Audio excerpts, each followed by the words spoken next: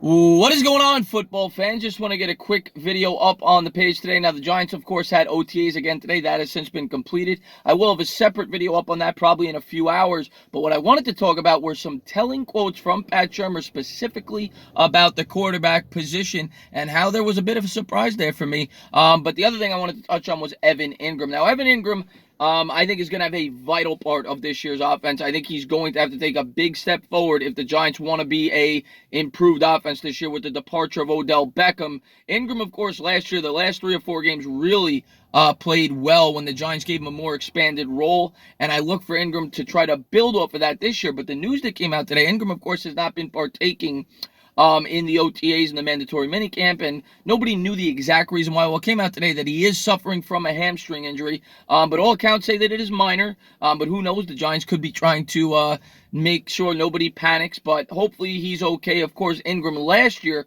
suffered from a hamstring injury, which made him miss some time. My guess is Pat Shurmur and the Giants are being cautious there, knowing how important Engram will be to this year's team.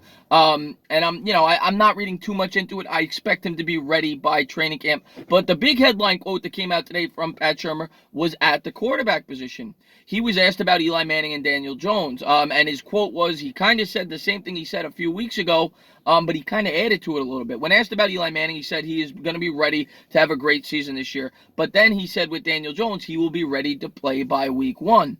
Which when I first read that, I said, okay, it's the same thing. It sounds as if Jones will be the backup. But then he was asked directly by a reporter.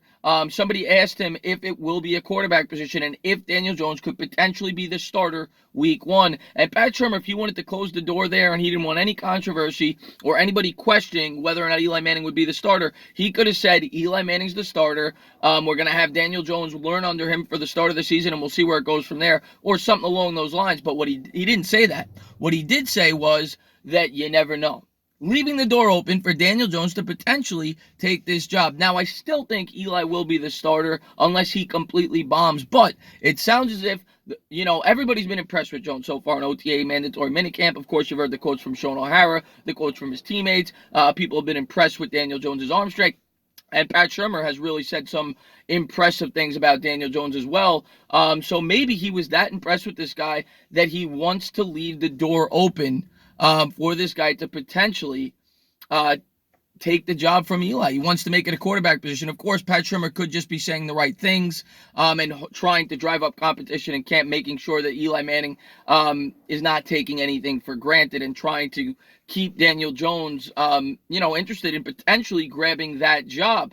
I still think Eli's going to be the starter, but I will say Pat Shurmur's leaving that door open, and if Daniel Jones really plays well in training camp and Eli Manning suffers from poor play, I think it's possible Jones could be the starter week 1, which I did not think a few weeks ago. So we'll have to wait and see. Jones has looked great so far in training camp. Let's see if he can continue to show out. I do think it would be best for his development, regardless if Eli started the season, because I think he's a good guy to learn under, even if it's only for 4 or 5 games. But I personally would wait till after the bye week because you get 2 weeks to prepare for Daniel Jones. But we're going to have to wait and see how things go in training camp. This will be an interesting storyline as we get closer to the football season. As always, if you liked what you watched, please subscribe, drop a comment, maybe give me a little thumbs up.